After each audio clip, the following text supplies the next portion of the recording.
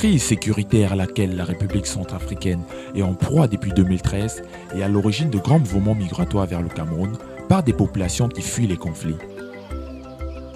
Ces dernières sont accueillies en tant que réfugiés ou déplacés dans les régions de l'Est et de la Damawa, à l'intérieur des camps, villages ou autres sites où ils bénéficient de l'assistance de plusieurs organismes tels que Plan International Cameroun.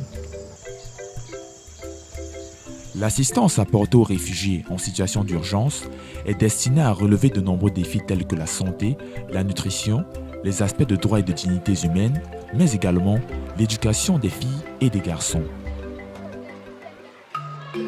Dans le domaine spécifique de l'éducation, la demande éducative en termes d'inscription et de fréquentation régulière fait face à certaines contraintes. Bien, la fréquentation scolaire des enfants réfugiés épouse plusieurs raisons. Il y a le manque de matériel pour certains. Je voudrais parler tout court de la pauvreté. Voyez-vous, ils constituent une population déplacée. Alors, ils sont ici, ils ne sont pas chez eux. Et la famille a des problèmes de subsistance d'abord. Maintenant, quand il faut envoyer l'enfant à l'école, ça devient encore une autre difficulté. Et quand bien même les parents se battent pour que ces enfants retrouvent le chemin de l'école, ce n'est pas aussi facile pour cet enfant parce que le petit kit scolaire dont il a besoin pour garantir son éducation, voyez-vous, il n'en a pas. Il a besoin de se nourrir. Ne dit-on pas que ventre affamé n'a point d'oreille? Ce qui fait que ces enfants ne se donnent pas vraiment à la chose, c'est que au départ, c'est un truc, pour eux, c'est un truc étrange. Parce que la majorité de nos élèves que nous avons ici n'ont jamais eu à connaître ce que c'est l'école. Alors, pour un début, ce n'est pas vraiment une chose facile. Les parents se disent que ici, ils ne reçoivent pas une bonne éducation. Pour eux, ils se disent que l'école, c'est aussi une affaire de religion. De un, vous allez trouver dans une classe qu'un réfugié peut venir, la classe est saturée. Une classe que vous allez trouver les enfants par terre. Un enfant qui sort de la maison propre, il vient à l'école, étant propre, il rentre sale. Ça le décourage. Tu vas en classe, tu trouves un banc, les enfants sont en train de discuter sur un banc. Un enfant qui est plus fort tape sur lui et quand il sort, il ne revient plus. Il y en a beaucoup de choses qui font en sorte. Tu vas en classe, tu vas retrouver les enfants assis par terre. Bon, tu vas en classe parfois, tu trouves qu'il n'y a même pas un enseignant. Les enfants partent en classe, il n'y a pas d'enseignants. S'il n'y a pas d'enseignants, on dit que les enfants vont rester tourner. Tant mieux que de ne pas faire, comme je vais à l'école, je ne fais rien, tant mieux d'en faire le petit commerce.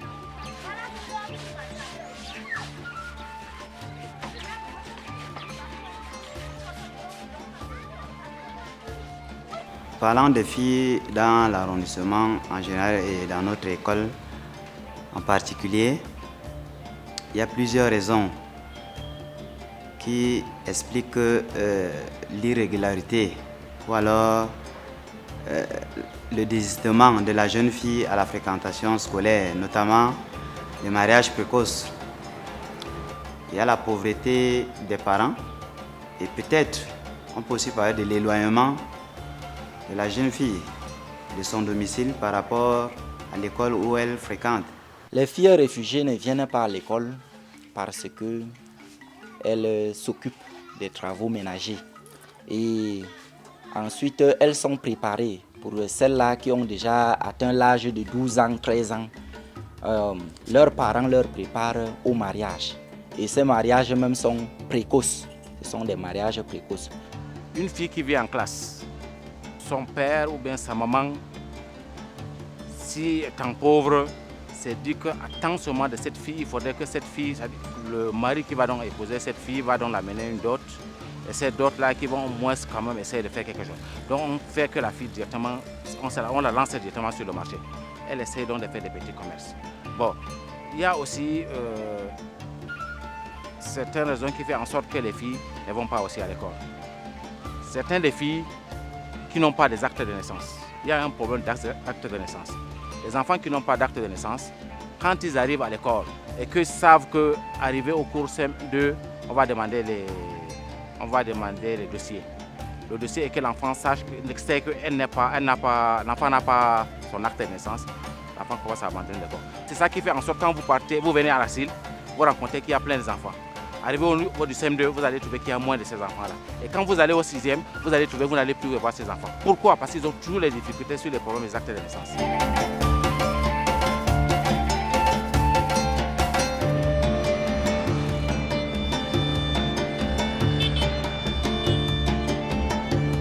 On a même un problème ici qui nous préoccupe, nous les sensibilisateurs, surtout même les enfants nationaux qu'on a. Ces enfants nationaux ne viennent pas à l'école. Ils abandonnent l'école en pleine année scolaire. En réaction à ces défis, Plan International Cameroun, dans le cadre de la réponse éducative mise en place par l'UNICEF en faveur des enfants réfugiés et des communautés hôtes, procède au renforcement des capacités d'accueil des écoles à travers la construction et la réhabilitation des classes et leur équipement en table bon.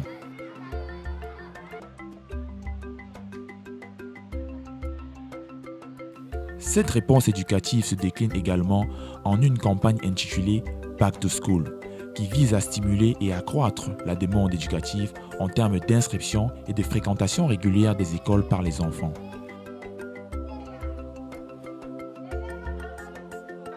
La campagne Back to School, qui cible les parents et les enfants âgés de 3 à 17 ans, se déroule dans toute la région de l'Est du Cameroun et une partie de la région de la Damawa, au moyen de caravanes mobiles articulées autour de la sensibilisation de masse et des projections de films sur l'importance de l'éducation scolaire. Je suis très content d'être ici aujourd'hui. L'objectif pour nous, c'est de faire en sorte que tous les enfants, je dis bien tous les enfants, sans discrimination de sexe, ni de tribu, ni de race, accèdent à l'éducation. Et c'est à vous, les parents, de les encourager à venir ici. Nous sommes certes venus faire la fête, mais en dehors de la fête, nous souhaitons que à la rentrée scolaire prochaine, tous les enfants de 3 à 15 ou 20 ans se retrouvent dans cet établissement.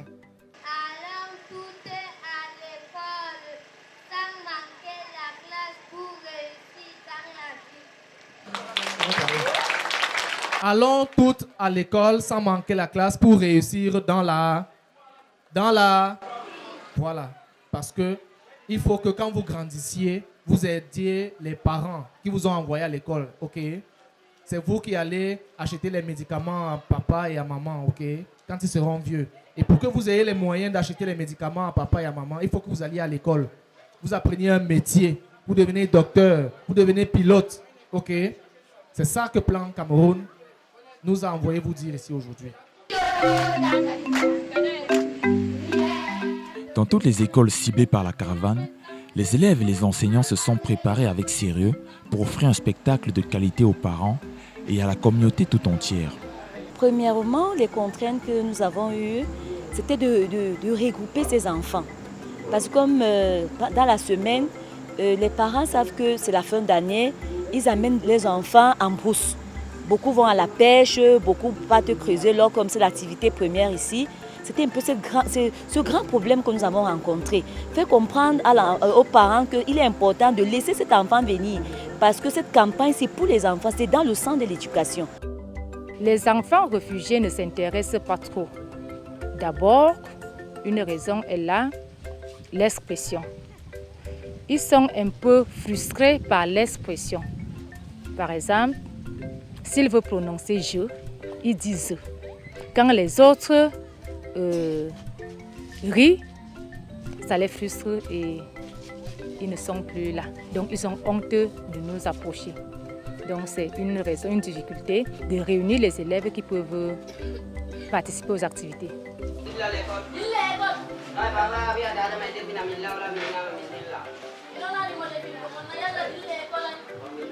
On utilise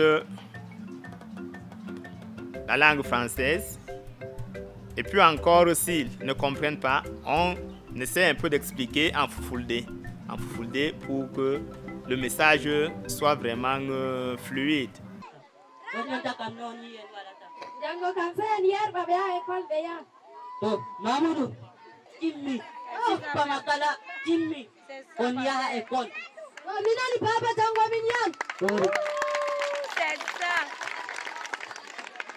Chers parents, envoyez nos enfants à l'école. Filles, garçons, nous tous doivent partir à l'école.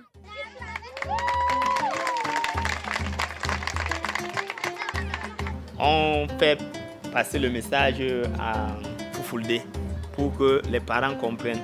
Vous avez vu par exemple dans un sketch qui porte sur l'importance de l'école. Et tout le message était vraiment, la majorité était vraiment en Fulfulde, sauf les quelques-uns qui étaient en français. Ce n'est pas vraiment de notre volonté, mais nous voulons vraiment que les parents comprennent le message pour qu'ils puissent envoyer les enfants à l'école. Récitation, l'instituteur. Quel sens d'être l'instituteur? Avec ma craie, j'ai formé tout le monde. Nul ne peut réussir sans passer par moi. Docteur, policier et même le président de la République.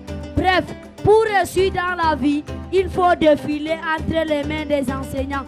Vive l'enseignant, vive l'instituteur, le pilier de la nation. Merci le public.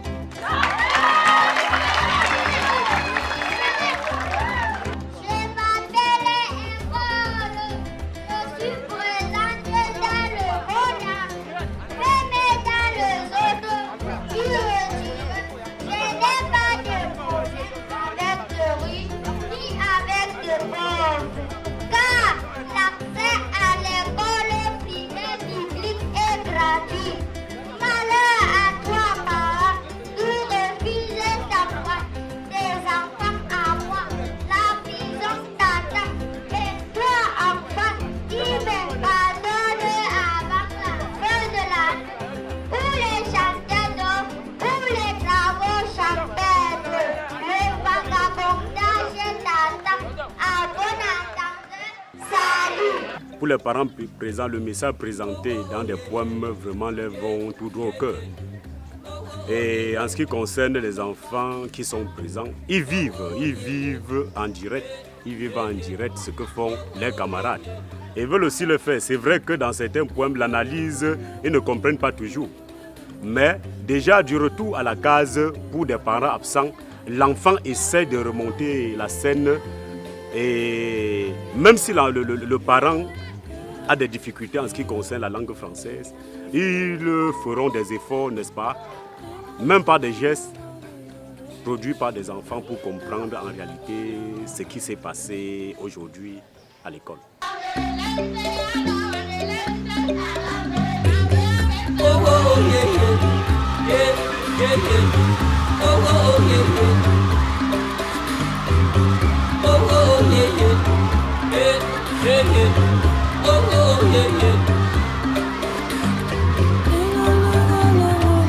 Min kam yi kuje mai fottiniyam pour am pesi mi nani belɗum hunde may ɗo welayam nder ɓernde am ɗo laaɓa tal fottaniyam ɓuri sembe. C'est à travers cette caravane, les enfants eux-mêmes se sont rendus compte qu'ils pouvaient s'amuser à l'école avec leurs camarades de classe.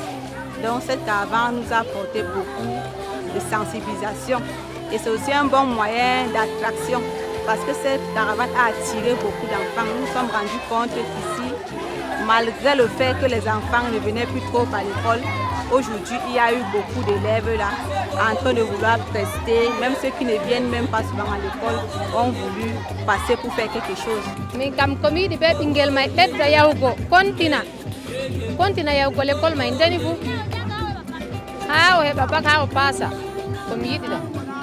Oui, c'est beaucoup plus quand les enfants réfugiés là ont chanté dans leur langue bien sûr, mais comme nous sommes déjà avec eux ensemble, on comprend un peu, ils appelaient les autres qui étaient encore à la maison de venir à l'école parce qu'on va les partager les bonbons et les biscuits parce qu'ils vont jouer et apprendre à l'école. Donc c'est cet appel-là que les enfants réfugiés ont lancé à leur frère qui était à la maison. C'est cet appel-là qu'on a voulu se toucher. Moi j'ai récité et dansé, ça m'a trop plu. Je voudrais appeler mes amis qui ne viennent pas à l'école et viennent à l'école parce que ce qu'ils voient qu'il y a à l'école là, c'est très bien. C'était bon, monsieur. Quand on a fait ça chaque jour, c'était bon. Je voudrais même appeler tous mes enfants, tous mes camarades qui sont au quartier là, pour qu'ils doivent venir à l'école. Dans cette famille de réfugiés, tout le monde connaît l'importance de l'école. Si les enfants sont scolarisés, les tâches ménagères ne sont pas pour autant lésées. Au retour de l'école, ils travaillent bien. Ils pillent l'eau, ils travaillent et balayent tout. Pour préparer la nourriture, ils préparent. Il n'y a pas de parents qui disent que non, ne part pas à l'école. Mes filles, avec mes enfants, tout, s'ils travaillent, c'est bon.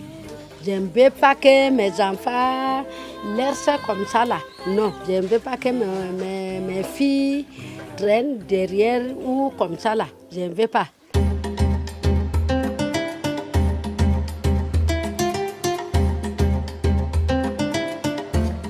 Pendant le déroulement de la caravane, des lieux choisis par les communautés sont transformés en salles de cinéma pour l'occasion.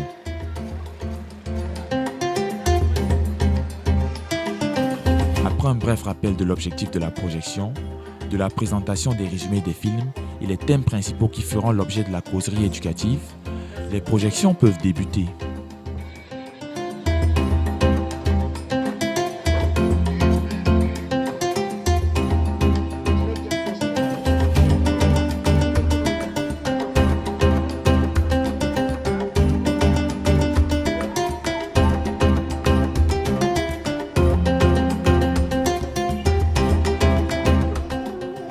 Chaque film projeté est suivi d'une causerie éducative portant sur les thèmes constituant l'intrigue.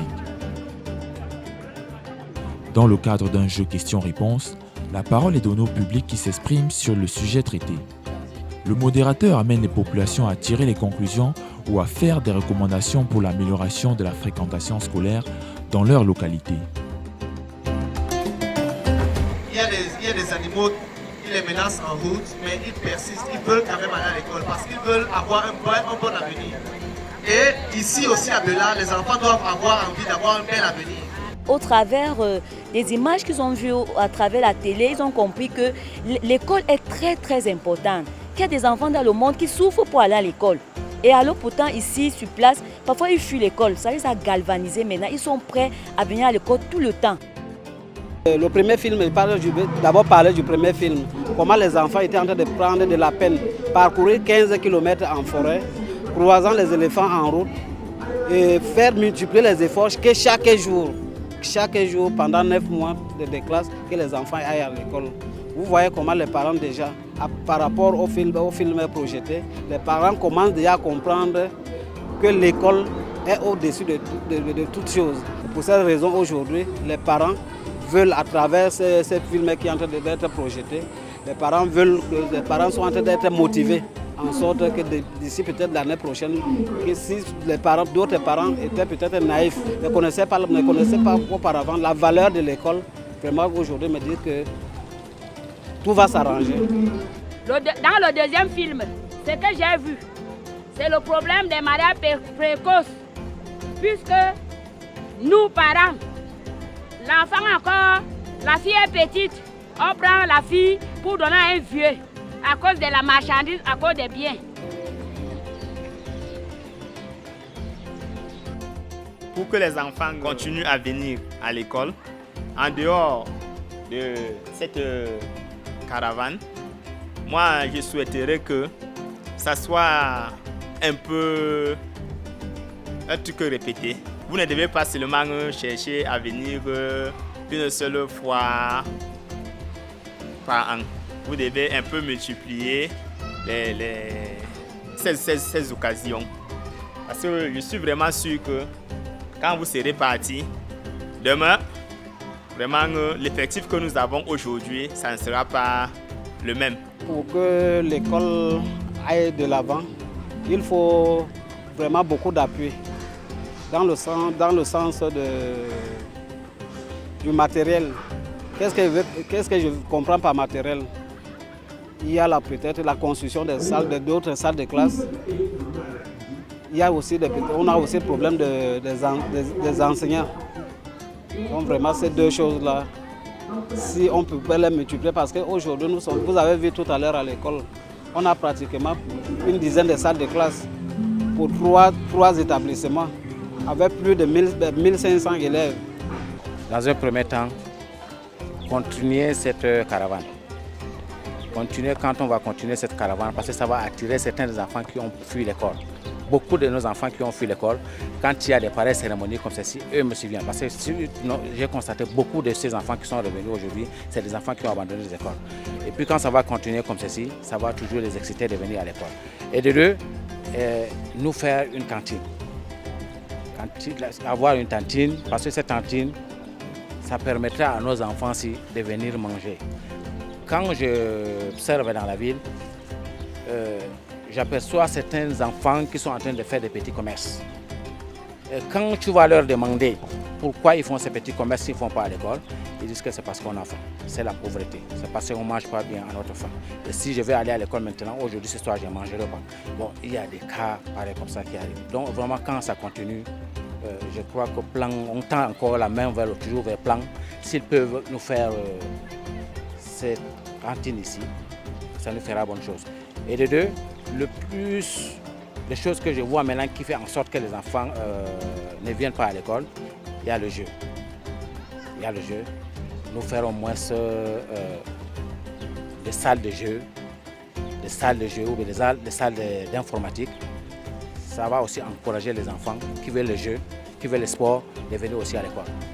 Pour donner un peu de la joie dans le cœur de l'enfant, nous souhaiterons avoir au sein de notre établissement des salles de jeu, les aires de jeu, une salle d'informatique, une cantine, un centre de santé au sein de l'école. En cas si on a toutes ces affaires, les salles de l'informatique, les aires de jeu, vraiment les parents ne peuvent pas accepter de laisser les enfants aller à la maison.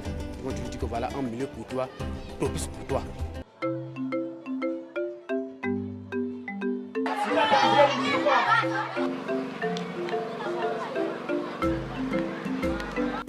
Avec beaucoup d'efficacité, les animations de masse auront permis de toucher un très large public dans les lots numéro 4 et 7. En l'occurrence, 807 adultes et 4100 enfants. On va passer à une séance musicale.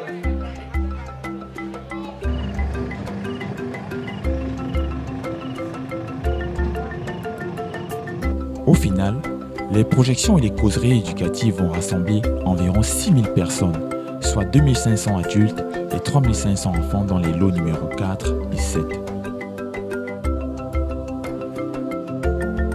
Sur le plan statistique, il est à relever que les objectifs ont été atteints et même largement dépassés.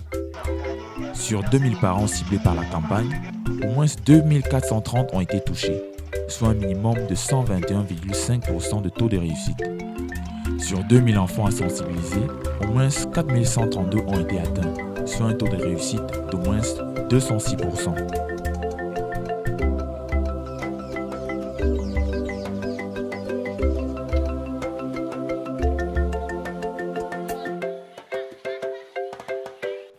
La caravane mobile de sensibilisation Back to School a permis de relever qu'une telle initiative est pertinente pour motiver les parents à envoyer leurs enfants à l'école et les élèves à aller en classe.